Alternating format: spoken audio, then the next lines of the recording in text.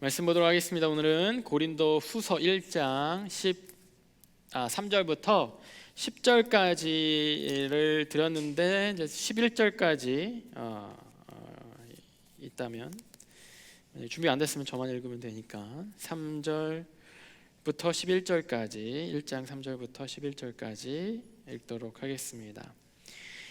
제가 3절 읽고 여러분들이 4절 읽고 마지막 11절 만약에 있다면 우리 같이 읽도록 하겠습니다.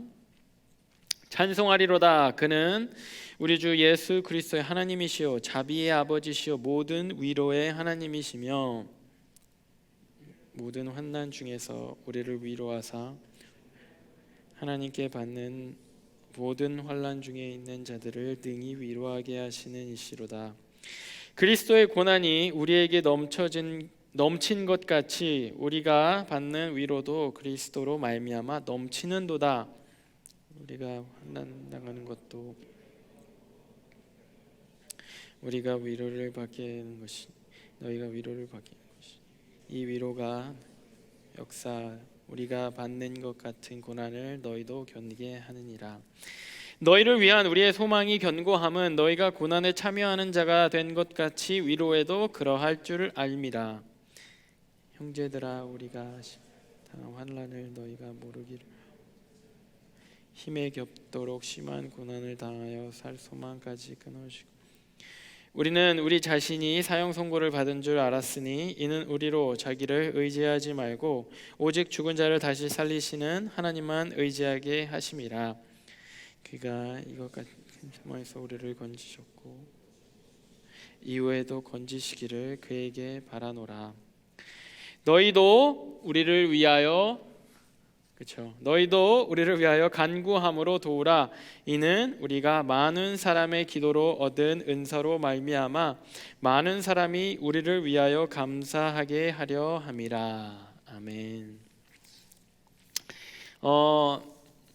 로마서 암송 축제를 여러분들 지난주에 다 이렇게 진지하게 또 거의 다 참여해 주셔서 너무 고맙습니다. 그래서 여러분들 거 채점하면서 되게 저는 좋았어요. 여러분들이 최선을 다한 모습이 거기에 보였고 뭐 어린 양이든 독수리든 상관없이 어린 양은 사실은 포기할 수도 있었잖아요. 그냥 집에 갈 수도 있었는데 포기하지 않고 하나라도 더 그리고 이렇게 리마인드 하면서 읽어보려고 했던 그 모습이 너무나도 귀하고 여러분들 뭐 점수와 상관없이 몇 개를 맞췄냐 틀렸냐 이런 거와 상관없이 여러분 모두를 진짜 격려해주고 수고했다고 해주고 싶고 또 거기에 그런 만큼 계속 하나님 말씀에 대해서 한 번이라도 더 보고 생각하고 묵상하고 또 외우고 좋은 말씀 있으면 마음에 간직해 보려고 애쓰는 그러한 우리 모두가 됐으면 좋겠습니다. 그래서 하여튼 좋았어요. 제가 사실은 좀 안절부절했어요. 이렇게 또 부담 가지면 좀 그런데 너무 이거에 대해서 막 세상 시험과 막 이런 것처럼 여기가 막 학교 같이 막 이렇게 스트레스 주고 막 이러고 싶진 않은데 스트레스 사실 받아야 돼요. 하나님 말씀 앞에서. 어쨌든 그래서 너무 또 저거 할까봐 마음은 사실 제가 좀 편하지는 않았습니다. 그럼에도 불구하고 여러분들 시험은 항상 그런 거잖아요. 시험은 좀 떨리고 더 이렇게 긴장되고 여러분들 시험 보려면 되게 열심히 하잖아요. 나름 그렇죠? 열심히 준비한 만큼 더 시험 앞에서 더 긴장되고 그리고 우리는 그렇죠. 한국의 그런 교육열의 흐름 가운데 살아왔기 때문에 거의 뭐 웬만큼 다 맞아야 되는 게 우리의 어떤 습관이잖아요. A가 아니면 좀 어색한 게 우리의 습관 아닙니까? A가 아니면 창피한 게 우리의 습관 아니에요? 사실 이걸 여기로부터 좀 자유했으면 좋겠는데 그러니까 좀 약간 창피함 이런 것들로부터도 두렵고 약간 떨림, 긴장 이런 것들이 있었을지 모르겠습니다. 지난주에도 인터뷰 얘기 잡 인터뷰 보면은 막 긴장되고 떨린다 뭐 이런 얘기 있는데 그런 것도 마찬가지죠. 이렇게 누군가 앞에서 시험을 보게 되는 입장이 되면은 긴장되고 떨리고 막 그렇게 됩니다. 저도 항상 설교하러 올라오기 전에 여러분들 이렇게 설교를 이렇게 듣고 있잖아요. 오늘 무슨 말 하나 보자. 오늘은 얼마나 재밌나, 얼마나 안 지루하나, 지루하나 이런 어떠한 여러분들의 눈빛을 받으면서 항상 긴장과 떨림 가운데 제가 설교 이렇게 강단에 섭니다. 그리고 또 저도 잘하고 싶잖아요. 여러분들께 좋은 말씀 잘 또 들리게, 여러분들이 일주일에 한 번 듣는 건데 뭐라도 하나 갖고 가게 하고 싶다라는 그 잘하고 싶다라는 강박이라고 하면 좀 그렇고, 그러한 저의 마음이, 욕심이 되게 저를 더 긴장하게 하고 그렇습니다. 그래서 반면에 이렇게 딱 끝나면요, 뭔가 이게 탁 풀려요. 이렇게 설교 끝나고 예배 딱 끝나고 마지막 찬양팀이 찬양하고 여러분들 쓱 나가잖아요. 그때 저는 뭔가 이렇게 팍 풀려요. 고무줄이 탁 풀리는 것 같은, 정신적으로 뭐가 팍 풀려요. 그래서 끝나면 막 매운 거 먹으러 가고 싶고, 뭔가 이렇게. 여러분들도 그런 시험 보거나, 시험 막 중요한 시험, 어려운 시험, 큰 시험, 뭐 자격증 시험, 뭐 GRE 뭐 이런 거 준비하고 막 보고 나면은 결과와 상관없이 조금 이제는 좀 릴리스 하고 싶고, 또 때로는 내가 잘 못했을까? 뭐 틀린 게 있을까? 내가 더 잘했어야 하는데, 그러한 후회가 들면 위로받고 싶기도 하고, 그러한 것이 우리의 마음 아닌가 싶습니다. 저도 설교 끝나고 위로받고 싶은 마음이 이렇게 조금 이렇게 진실된 마음이 좀 있어요. 그렇다고 위로해 주지 마세요. 동정받는 거 싫어하거든요. 어쨌든 그러한 마음이 우리 가운데 있는 거예요. 살면서 어려움, 시험이 계속되는데, 그런 것을 두려움 가운데, 염려 가운데, 어려움 가운데 임하고 나면, 임하는 과정 가운데 있으면, 내가 힘든 과정 가운데 있으면 한켠에는 위로받고 싶다, 이것을 놓고 싶다, 내가 쉬고 싶다, 정서적으로 쉬고 싶다라는 마음이 자연스럽게 듭니다. 여러분들은 요즘 언제 위로받고 싶으세요? 어떤 내용으로, 어떤 상황에 대해서 위로받고 싶으십니까? 직장, 학교, 관계, 이런 것들이 우리의 단골, 우리 위로를 받고 싶게 만드는 대상이죠. 그런 이유이기도 하죠. 서로 어떻게 위로를 또 받고 싶은가요? 어떤 위로를 내가 받으면 위로가 진짜 될 것 같습니까? 뭐라고 이렇게 다 이렇게 수고했어라든가, 잘했어라든가, 뭐 결과 상관없이 너가 너가 최고야 뭐라든가, 너 귀한 존재야, 뭐 여러 가지 위로, 우리가 생각하는 어떤 위로가 있으면 우리가 위로를 진짜 받는 것 같을까? 어떻게 여러분들 위로를, 혹 친구나 아는 사람, 힘들어 보이는 사람, 지쳐 보이는 사람, 뭐 가족, 그런 사람들에게 어떻게 위로를 해주고 있습니까? 오늘 본문에도 위로란 단어가 계속해서 가장 많이 나오고 있습니다. 위로란 단어가 반복적으로 나오고 있습니다. 사도 바울이 삶을 통해서 계속해서 이러한 고난 가운데 있었는데요, 어려운 가운데, 우리가 시험 보듯이 막 어려운 고난을 통과하듯이 고난이 계속 있었어요. 고린도후서 11장에 보면은 23절부터 28절까지 긴 내용을, 자기가 얼마나 많은 고난과 고난, 계속되는 고난 애프터 고난, 이런 가운데 살고 있었는지를 말하고 있습니다.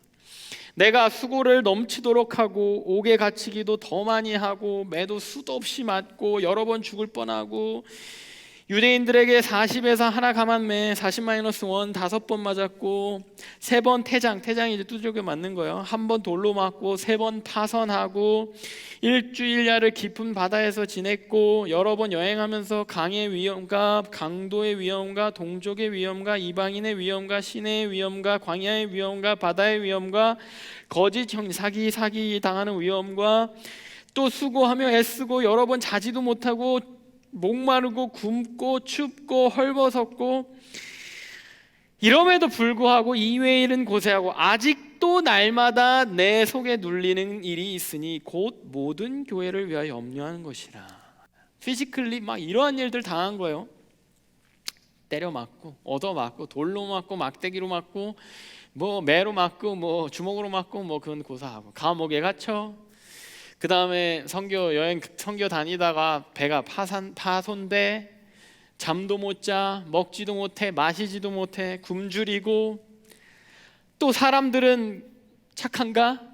이방인들이 나에 대해서 막 비난하고 뭐 나쁜 짓을 하고, 또 뿐만 아니라 나를 속이려고 막 소위 말해 사기꾼, 자연재해, 그럼 모든 것들, 유대인들은 또 날 좋아하나? 유대인들 나 이단이라고 막 어떻게 하려고 하지, 죽이려고 하지. 이런 피지컬한 것뿐만 아니라 내 마음에 아직도 마음에는 또 교회에 대해서 성도들에 대해서 염려하고 걱정하고 어떻게 되나 잘 되나 잘 되고 있나 아니면 또 안 되고 성도들이 안 될 때 변화가 안 될 때 오는 그런 아픔 슬픔 안팎으로 그냥 계속해서 고난 애프터 고난 시험 애프터 시험 이런 것들이 바울에게 주어지는 거예요.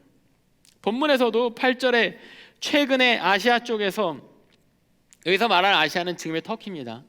우리 터키 팀이 가는 아시아에서 당했던 거의 죽을 뻔한 여기에서 8절에서 어떻게 표현하냐면 살 소망이 끊어졌다고 했어요. 그러니까 그냥 마음이 그냥 죽고 말지 마. 그냥 죽는 게 낫겠어. 이럴 정도의 고난. 그러한 고난이 본문 5절에서 어떻게 표현되냐면 고난이 넘쳐난대요. 난 정말 고난이 넘쳐나. 고난이 넘쳐난대요. 나 이렇게 고난이 넘치는 막 풍부한 삶을 고난이 너무 풍부해. 다채로워 막 그런 삶을 산다고 표현하고 있어요. 그런 바울이요. 같은 5절의 뒷부분에 이렇게 표현합니다. 고난이 우리에게 넘친 것 같이 우리가 받는 위로도 그리스도로 말미암아 넘치는도다. 여러분들 이렇게 여러분들 이 바울이 막 열거한 제가 소개해준 그러한 것 중에 하나 정도 해봤습니까? 뭐 2개?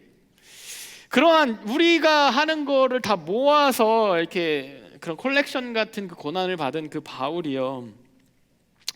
그 삶을 봤을 때 이렇게 소개해요. 내 삶에 고난이 이렇게 넘치는데 버라이어티하고 막 너무 풍성한데 여기에 위로 또한 넘친다고 고백합니다. 고난이 막 넘치고 막 죽을 뻔하고 막 그냥 이렇게 도저히 못 살겠어. 살 소망이 그냥 끊어졌는데도 예수님으로부터 오는 고난 또한 위로 또한 넘친다고 고백을 하고 있는 거예요. 이거 얼마나 아이러니컬한 표현입니까?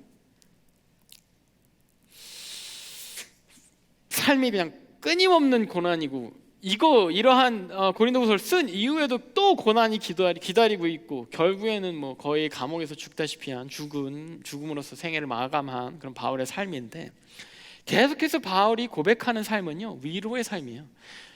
은혜가 넘칩니다. 하나님부터 은혜가 있습니다. 위로가 있습니다. 이 위로가 넘쳐납니다. 풍부합니다. 풍성합니다. 이 아이러니, 이러한 표현의 아이러니, 이러한 고백의 아이러니, 이러한 생각, 가치관의 아이러니는 어디서 오는가 이렇게 봤더니요 바울이 말하는 이 위로는요 차라리 우리가 생각하는 위로란 개념이 조금 다른 거예요.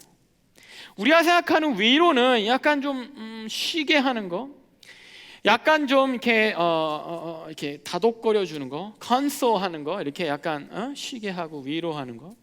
근데 바울이 말하고 있는 위로는요, 바울이 힘을 얻고 있는 위로는 뭐냐면요, 차라리 encouragement에 가까운 comforting 하는 게 이렇게 막 위로해줘, 위로 이렇게 괜찮아 이게 아니라 바울은 encourage 하는 그것을 바울이 더 위로로 생각했던 거예요.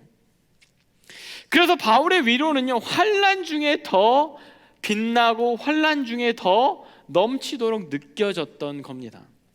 예수님이 환난 중에 더 격려하시는 거예요. 환난 중에도 힘들지 바울아 힘들지 괜찮아 힘들지 쉬어도 돼 이런 위로가 아니라 바울에게 환난 중에 괜찮아 이건 단어는 같은데 괜찮아 맞는 길이야 라는 그러한 격려에 가까운 위로였던 것이죠. 예수님이 주신 위로의 목적은요 위로를 통해서 우리를 멈추고 쉬고 이렇게 멈추고 뒤돌아서게 하는 것이 아니라 우리를 전진하게 하는 것이기 때문에 그렇습니다. 그래서 바울이 예수님으로부터 힘들 거 아니에요. 바울도 사람인데 막 괴로울 거 아니에요. 거기에서 처음에는 그런 위로가 필요하고 그런 위로로 위안받았겠죠. 그런데 계속해서 살아보니까 계속해서 사역을 해보니까 결국에 남는 거 가치 있는 거 자기를 살리는 거는 뭐였냐면 하나님의 위로가 나를 전진하게 하는 거, 하나님의 위로가 나를 쉬게 하고 앉게 하고 이렇게 하는 것이 아니라 더 전진하고 맞다고 격려해 주는 것이 진정한 위로였다라고 하는 겁니다. 여러분 구약에 엘리야라는 사람이 선지자가 있습니다. 엘리야라는 선지자, 구약에서 가장 위대한 선지자 둘을 꼽으라 하면은 모세 그리고 엘리야입니다. 이스라엘 백성을 다 탈출시킨 사람이 모세고, 엘리야는 가장 많은 기적과 그리고 심지어 예수님의 오심을, 또 하나님의 그러한 능력을 보여주는, 우리한테 데몬스트레이트 해주는 거예요. 하나님이 이렇게 대단하신 분이다, 하나님이 이렇게 위대하신 분이다, 하나님이 이렇게 놀라운 권능의 하나님이다를 데몬스트레이트 해준 그러한 선지자가 엘리야입니다. 엘리야의 삶은 그래서 기적의 연속이에요. 엘리야의 삶을 통해서 수많은 기적이 성경을 보면 나타나고 있음을 알 수가 있어요. 그런데 그 기적의 연속, 그 능력, 하나님의 능력이 막 펼쳐지는 거예요. 여러분을 통해서 막 기적이 일어난다니까요. 여러분을 통해서 막 죽은 사람이 살아나고 병이 고쳐지고 막 하늘에서 불이 내려오고 막 이런 기적이 일어난다니까요. 얼마나 익사이팅하고 대단합니까? 그런데 그것이 있으려면요, 엘리야의 삶에는 그 기적이 있었어야 할 만한 고난스러운 위급한 상황 또한 끊임없이 있었습니다. 3년 동안 이스라엘 땅에 기근과 그 3년의 기근 이후에 비가 올 것을 엘리야가 예언합니다. 그리고 예언한 대로 그대로 이루어져요. 여러분들 한치 앞을 몰라, 주식의 동향을 몰라서 여러분들 어디다가 이거를 투자해야 되나 막 이런 모르잖아요. 한참만 알면. 지난번 로또 그 번호가 이렇게 떠올랐으면 얼마나 좋았겠습니까? 그죠? 저한테 교회를 약속한 청년의 그러한 약속을 저는 아직도 기억하고 있는데 얼마나 좋았겠어요. 한치 앞을 모르 우리인데 엘리야는 3년 후를 아는 거예요. 3년 후를. 그리고 3년에 그 예언대로 이루어지는 겁니다. 그것이 이루어지려면 3년 동안의 기근을 엘리야가 버텼어야 돼요. 여러분들, 가난한 과부의 집에 엘리야가 거하게 됩니다. 엘리야가 있는 동안 그 집에 곡식 가루와 기름이 없어지지 않는 기적이 일어납니다. 그런데 그러니까 집에 요즘 인플레이션이잖아요. 막 어디 물가가 올라 장 봐보셨어요, 여러분들? 이게 막 올라요. 물가가 이게 막 야채값, 과일값 막 이렇게. 그것에 상관없이 그냥 집에 냉장고가 마르지 않아. 열면 이렇게 있고 또 열면 이렇게 그대로 있어요. 이런 기적이 일어나는 거야. 그러려면 그 기적이 있기 전에 엘리야는 물 한 모금 못 먹고 먹을 거 하나 없었던 그러한 상황 가운데, 떡 한 조각 먹을 수 없는 배고픔 가운데 처해 있었어요. 과부의 아들이 죽게 되면, 과부의 아들을 죽은 상태에서 살려내 엘리야가. 사랑하는 사람을 여러분 살려낼 수 있다면 얼마나 좋겠습니까? 그런데 그 일이 있기 전에는 엘리야가 있는 그 집에 그 아들, 하나 있는 그 아들이 잃게 되는 그러한 고통, 그러한 슬픔을 경험했어야 합니다.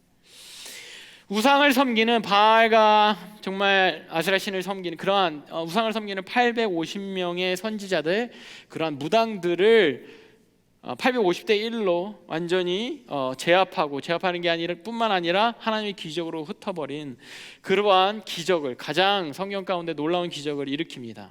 그것이 일어나기 전에는 그 왕과 그 우상 숭배자들의 목숨을 위협하는 그 위협 가운데 이 엘리야가 처해 있었어야 했어요.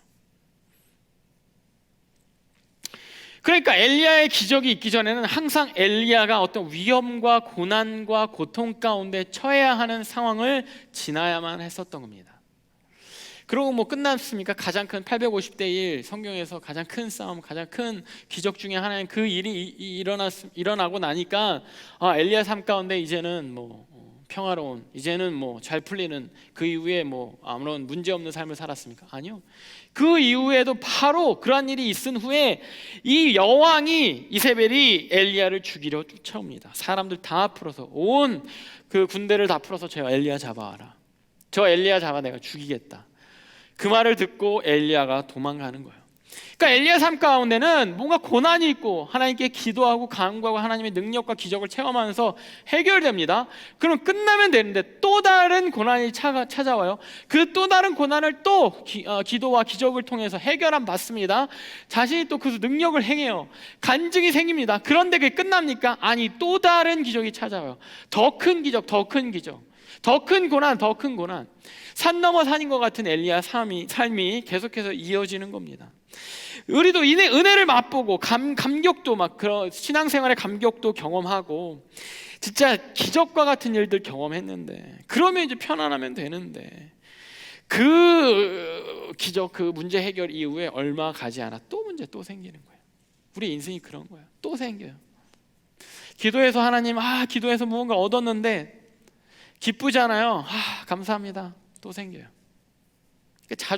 자꾸 내 신앙생활이 제자리 같은 거예요. 나의 인생이 쳇바퀴 같은 거예요.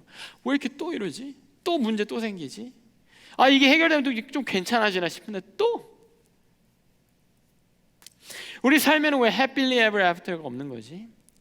디즈니가 우리에게 준 환상이 있잖아요. 고난이 항상 디즈니 영화 가운데 있습니다. 디즈니 영화는 고난이 있고 우리는 손에 땀을 쥐며 그 고난을 막 보죠. 그러면서 결국 고난을 뚫고 왕자와 공주가 이렇게 키스를 하면서 마무리가 됩니다. 그러면서 happily ever after하고 끝나죠. 이런 환상 우리한테 심어주는 거예요, 디즈니가. 근데 우리 삶은 그렇습니까? 없어요. happily ever after 없어요. 뭔가 잘 되는 것 같고 결혼하고 뭐 이러면 끝날 줄 아세요? 아니요. 또 있어요. 또 있어. 부모님께 물어보세요. 결혼하고 뭐 여러분들 같은 귀한 자녀를 낳으면 끝난 줄 알아세요? 아니에요. 또 있어요. 또 있어. 문제는 one after another. 정말 하나 이후에 정말 또 다른 문제, 작은 문제 이후에 또 더 큰 문제, 더 큰 문제, 더 큰 문제 계속해서 이어집니다. 엘리야가 넘치는 위협, 바울처럼 넘치는 삶의 고난을 피해서 도망친 곳이 광야예요. 고난과 위협을 감당하지 못해서 포기하려고 본문 8절에 나오는 것처럼 이제는 뭐 살 소망이 끊어지고 살고 싶지도 않아. 사는 게 두려워. 살면 또 뭔 일 있을까봐, 또 핍박 있을까봐.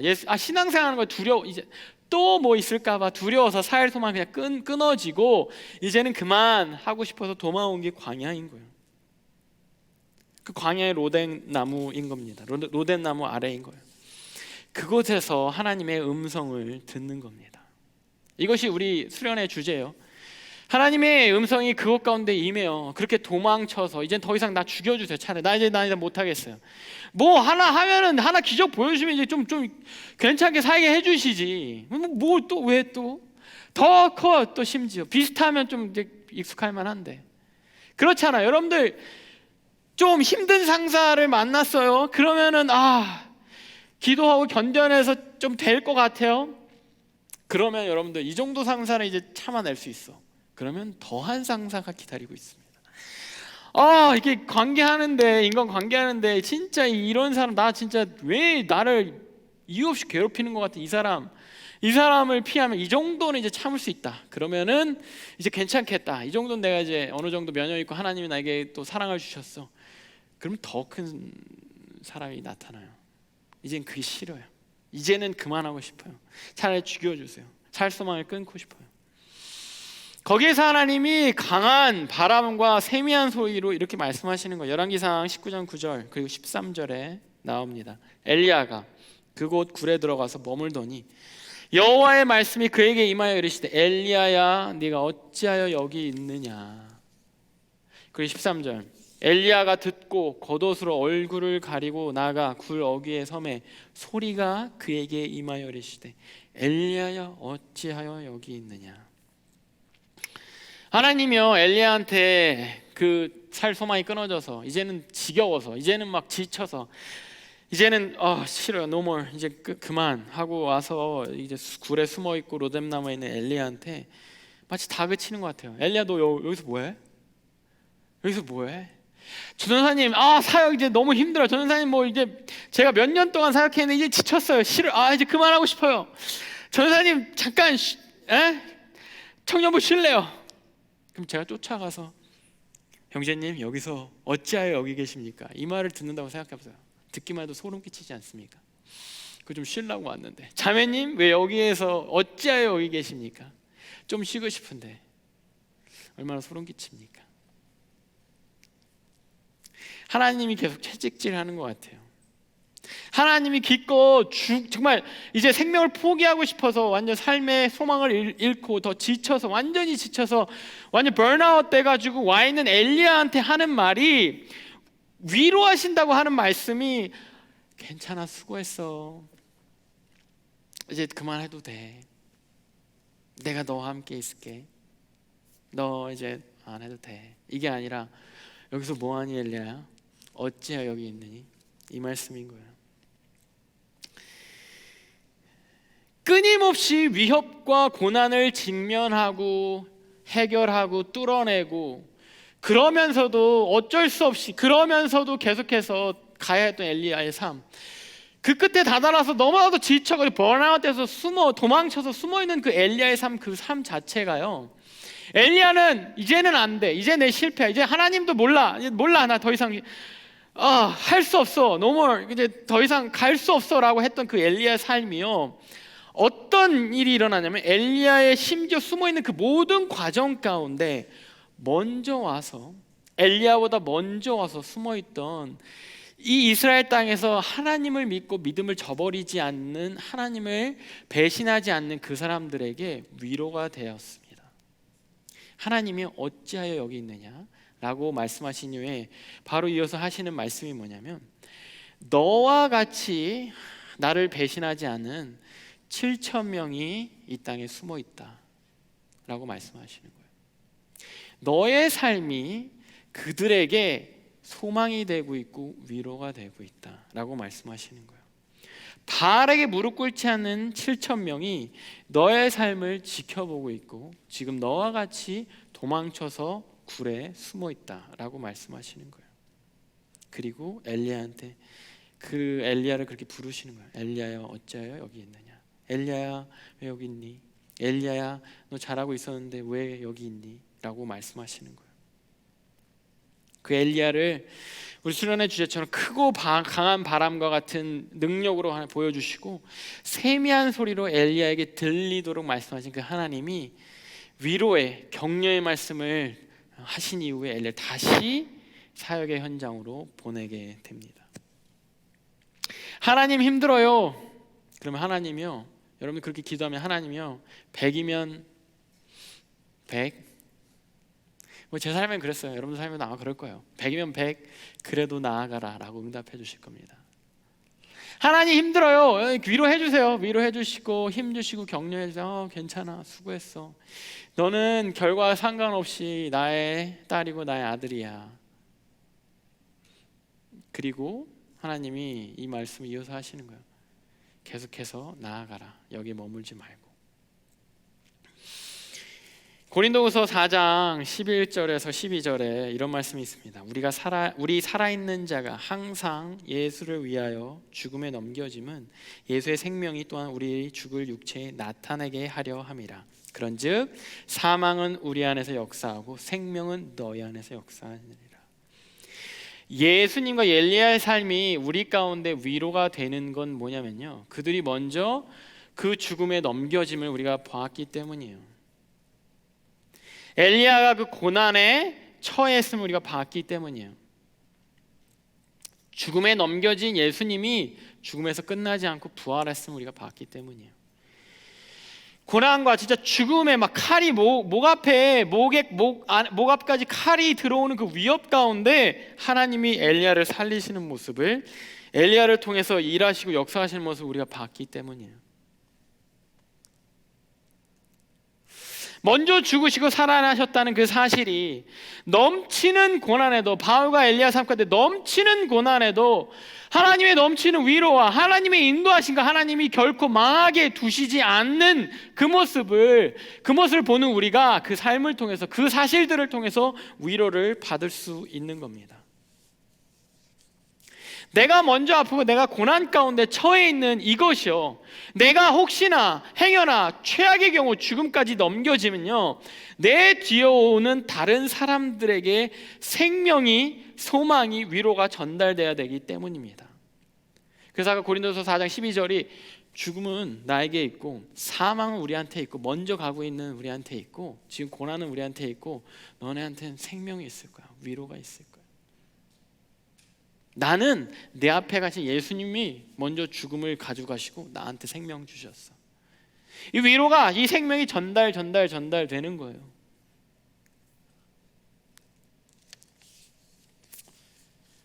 나의 삶이, 나의 고난이 하나님이 나를 통해서 위로를 주고 싶은 그 삶에, 내 삶 자체가 위로가 되는 겁니다. 제가 옛날 다니던 교회에 20대 젊은 아들을 잃게 된 장로님이 계셨습니다. 교회 장로님이시고 아들이 20대였는데 아들이 죽었어요. 갑작스럽게. 사실 이 아이들은 선교 여행을 갔다가 죽었습니다. 아들을 잃은 이 장로님은 그 아들을 잃은 슬픔, 온 교회가 놀라고 슬퍼했죠. 아들을 잃은 슬픔을 가진 이 장로님은 현재 선교사가 되셨어요. 동생을 잃었던 이 장로님의 두 아들이 있었는데, 동생을 잃었던 이 형은 현재 사역자가 되어 있습니다. 선교를 갔다가 죽었어요. 다른 거 한 것도 아니고 선교지에서 죽었어요. 아니, 너무 억울하지 않습니까? 하나님 일 하려고 갔는데, 하나님 일을 한답시고 갔는데 거기에 대해서 그냥 원망하고 하나님을 원망하고 끝낼 수도 있어요. 그죠? 그래도 이 세상 누구도 뭐라고 하지 않을 겁니다.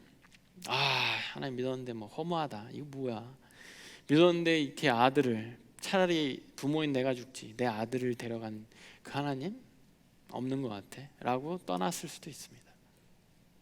그런데 이 장로님은, 이 어르신은 그 선택을 하지 않고, 원망하는 선택을 하지 않고 끝까지 하나님을 믿는 선택을 하셨습니다. 그리고 하나님으로부터 알 수 없는, 저는 알 수가 없죠. 그런 고통을 경험해 본 적이 없기 때문에 알 수 없는 그 위로를 통해서 오히려 자신의 아들을 앗아간 그 하나님을 더 전하고자 선교사가 되신 거예요.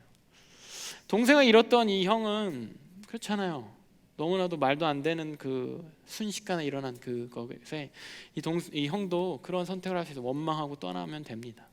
그런데 떠나지 않고 알 수 없는 그 위로를 통해서 사역자가 되어서 어쩌면 똑같이 선교팀을 보내고 있는지도 모르겠습니다. 이분의 이 장로님의 삶, 장로님의 이 자식을 잃은 이 고통은요, 누군가가 자녀를 잃었을 때, 교회에서 누군가가 자녀를 잃었을 때 그냥 내가 당신의 마음을 압니다 라는 그 한마디로 위로를 전할 수 있는 그러한 장로님의 삶이 되었어요. 저같이 이러한 그런 일이 없었던, 그런 일을 경험해보지 못한 사람은 글쎄요, 그 위로를 한다고는 하지만 크게 공감할 수 없을 것 같습니다. 그런데 이 장로님은 그냥 내가 집사님 마음 알아요, 내가 권사님 마음 알아요, 근데 분명히 하나님의 계획이 있을 거예요 라고 하는 이 장로님의 말은 그 삶을 통해서 증명된 말이기 때문에 그 위로에는 힘이 있을 것입니다. 저도 여러분들 가운데, 여러분들이 참 종종 말하지만 티인 저에게 위로를 받기가 참 힘들어요. 제가 잘 공감을 못 하거든요. 이렇게 공감이 안 되는데 또 위로의 마음에도 없는 말도 또 이렇게 잘 못해요. 그래서 이렇게 위로를 하는데, 여러분들이 이렇게 어떤 상황에 처하면은 제가 다 위로해 줄 수가 없어요. 왜? 제가 그 상황에 다 처해 본 적이 없어요. 솔직히 제가 그래도 최선을 다해서 어떻게든 공감해 보려고 합니다. 그리고 상황을 듣고 제가 그것을 어떻게든 저를 대입시켜서 그 상황에 처해 보려고 합니다. 최선을 다하긴 해요, 여러분. 그런데 그것이 진정한 위로가 될 수 있을지 모르겠어요. 위안 정도가 되겠죠. 왜냐하면 여러분들 삶에 있는 그 문제가 제가 똑같이 처해보지 못했어요. 최선을 다해서 그래도 여러분들을 위안하려고 합니다. 그런데요, 내가 여러분들보다 먼저 앞서 제가 겪었던 상처, 제가 겪었던 고난, 제가 겪었던 고통에 대해서는요, 제가 진짜로 공감하면서 위로할 수 있어요. 제가 한마디, 누구누구 자매, 누구누구 형제, 괜찮아, 내가 알아, 이 한마디일지라도요, 그 말은 믿으셔도 돼요. 제가 진짜로 공감하고 제가 알거든요. 그 마음, 그 속상함, 그 아픔 제가 알거든요. 제가 왜냐하면 겪어봤기 때문에, 제가 가봤기 때문에.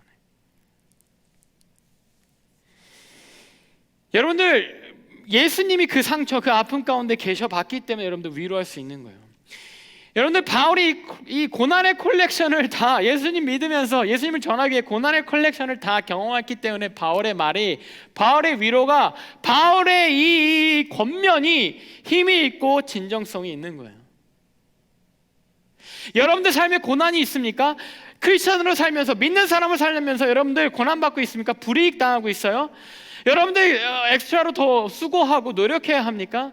힘듭니까? 지칩니까? 괴롭습니까? 그렇게 넘쳐나는 괴로움과 힘듦과 고난과 아픔과 염려와 걱정과 그런 상황 가운데 여러분들 위로가 더 넘쳐날 것입니다 라고 말하는 이 바울의 말은 여러분들 믿으셔도 됩니다.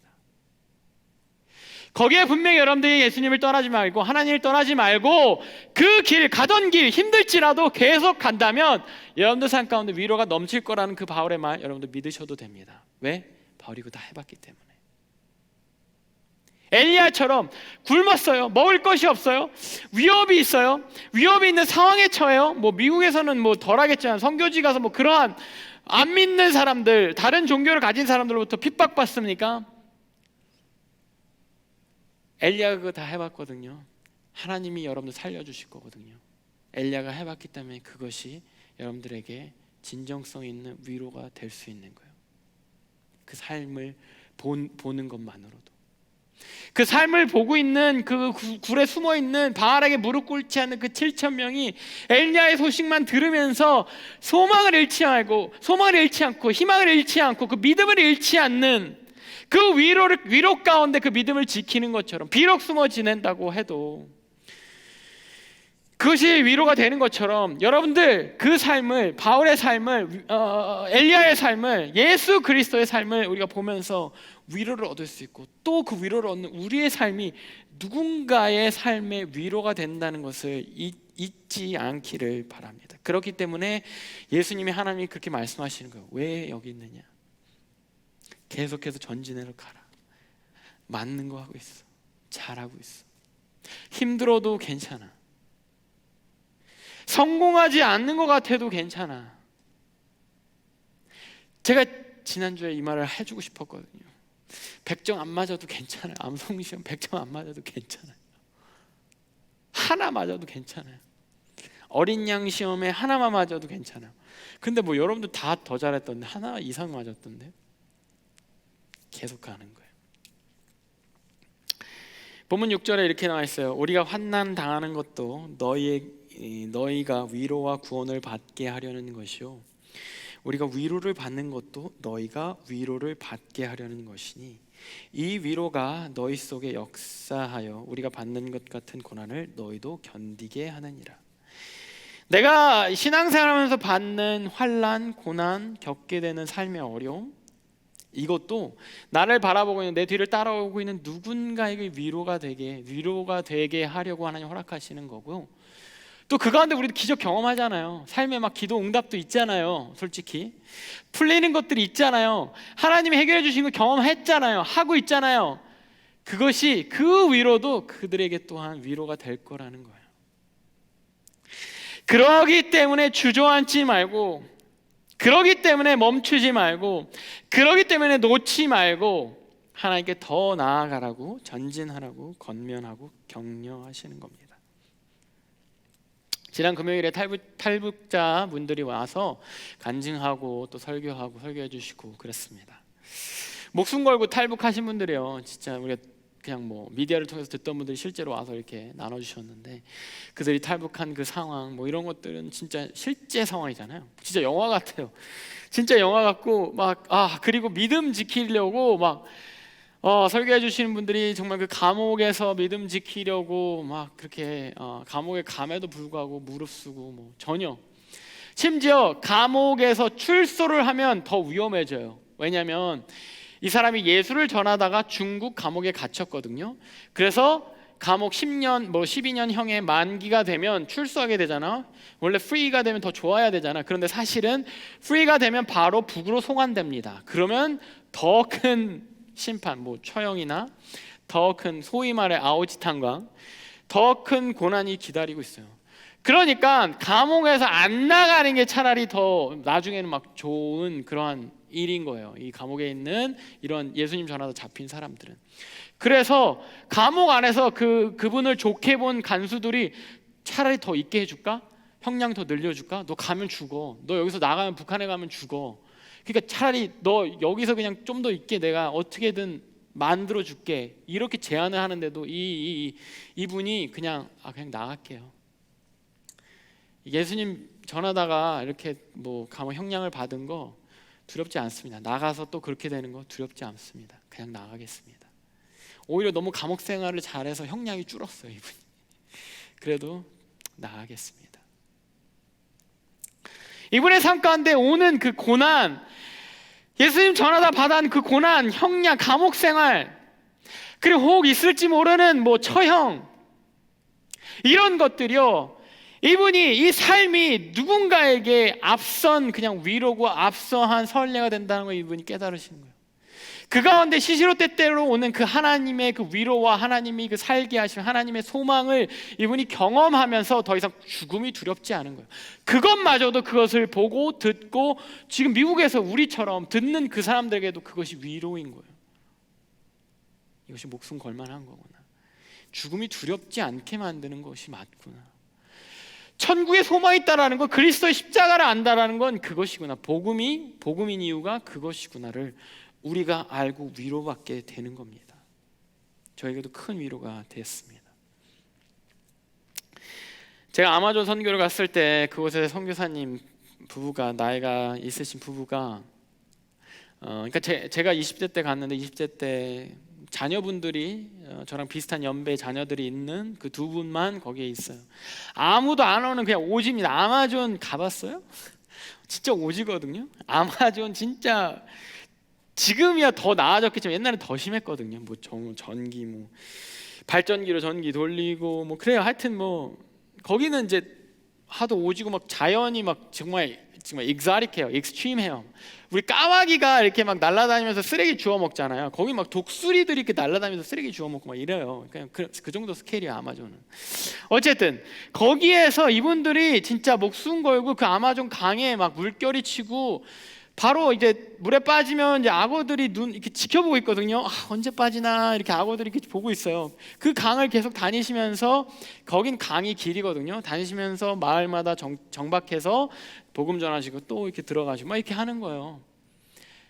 뭐 피라냐 뭐 하여튼 뭐 다채로워요. 거기도 다채로운 고난이 이렇게 있어요. 아니 왜 거기에 계십니까? 이렇게 질문을 제가 드려요. 아니 왜 여기 너무 힘들지 않으세요? 그런데 그 선교사님 말씀을 하시는 게, 하나님 나한테 이 말씀 하나 주셨는데 이거 갖고 내가 그 말씀 붙잡고 사역합니다. 이사야서 40장 1절. 너희의 하나님이 이르시되 너희는 위로하라, 내 백성을 위로하라. 아무도 찾지 않는 이 아마존 땅, 아마존 이 부족들, 아직 그 문명화되지 않는 이 부족들에게 아무도 와주지 않아요. 근데 이 하나님이 나보고 자꾸 마음을 주시는데 가서 이 사람들 위로하래요. 내가 복음을 전하지만 뭐 나이 들고 와서 뭐 할 수 있는 게 뭐가 있겠습니까? 언어도 잘 안 통합니다. 그렇지만 이 사람들 내가 위로합니다. 찾아가서 위로하고 다음 마을 가서 또 위로하고, 하나님 당신 사랑하십니다. 하나님 당신 기억하고 있습니다. 하나님이 당신 잊지 않으십니다. 위로하고. 그거 전하려고 목숨 걸고 그 통통배에 이렇게 두 분이 이렇게 다니세요. 아마존 강이 가뭄이면 배가 강에 완전 스떡돼서 이렇게 움직이질 못합니다. 거기서 밤을 지샌 적도 있으시다고 해요. 야생동물이 막 우글거리는 그 아마존 강 한가운데서 위로하라는 이 말씀 하나 붙잡고 위로하기 위해 그 길을 가신다고 합니다. 저희도 우리 청년부 선교팀도 터키 땅을 갑니다. 터키 땅을 가는 이유는 딱 하나요. 위로하려고. 그 땅을 위로하려고, 우리가 만나게 될 영혼들을 위로하려고. 터키 땅에 핍박받으면서 신앙생활하고 있는 그 땅의 영혼들, 그 땅의 크리스찬들을 위로하려고 갑니다. 아이들을 만나러 가요. 아이들 그 가족들 핍박 가운데 신앙생활하고 있거든요. 위로하러 갑니다. 하나님 당신 사랑하십니다. 청년들 예수님 믿으면 직장에서 쫓겨나요. 가족에서 엑스커뮤니케이트 돼요. 심지어 죽을 수도 있어요. 위로하러 갑니다. 하나님이 당신 사랑하십니다. 기억하십니다. 근데 사실은 그 사람들의 신앙생활 보면서 우리 위로받으러 갑니다. 내가 믿는 믿음, 미국에서 한국에서 편하게 믿고 있었던 이 신앙, 매너리즘에 빠진, 매주 그냥 예배 드리는 게 전부인 나의 신앙생활, 이것 가운데 이게 목숨 걸 만한 가치가 있는 거구나. 목숨 걸고 저렇게 위험에 도사리고 있는, 언제 핍박받을지 모르고 언제 테러 당할지 모르는 그러한 가운데 신앙생활하고 있는 그 사람들 보면서 그럴 만한 가치가 있는 신앙이구나. 위로받으러 갑니다. 오늘 본문의 마지막 11절이 이렇게 끝납니다. 너희도 우리를 위하여 간구함으로 도우라. 이는 우리가 많은 사람의 기도로 얻은 은사로 말미암아 많은 사람이 우리를 위하여 감사하게 하려 함이라. 무슨 말이냐면요, 간단히 말하면 우리가 갖고 있는 이 위로 전해줘서 그 사람들이 위로받을 수 있도록 너희도 우리 위해서 기도해줘. 이게 터키, 내일 떠나는 터키 선교팀이 여러분들에게 전하고 싶은 그러한 당부의 말입니다. 여러분들도 기도로서 동참해 주기 바랍니다. 이 위로의 발걸음 가운데 우리가 갖고 있는 이 발걸음, 우리 예수 그리스도의 위로가 우리가 만나게 될 그들에게 위로가 되기를 하나님께 간구해 주기 바랍니다. 우리도 또한 그들의 삶과 신앙을 보면서 위로받게 되기를 간구하면서 기도해 주기 바랍니다. 우리가 다시 돌아와서 전하는 그 소식을 통해서 여러분들이 위로받고 받을 수 있도록 간구해 주고 기도해 주기를 바랍니다. 그래서 우리 모두가 지구 반대편에 있는 그 누군가에게 위로를 전해주고 또 그 지구 반대편에 있는 그 누군가를 통해서 위로받게 되는 그러한 선교에 우리 모두가 가는 터키 땅으로 직접 가는 9명뿐만 아니라 예공동체 모두가 그러한 선교에 동참하는 그런 예공동체 되기를 소망하겠습니다.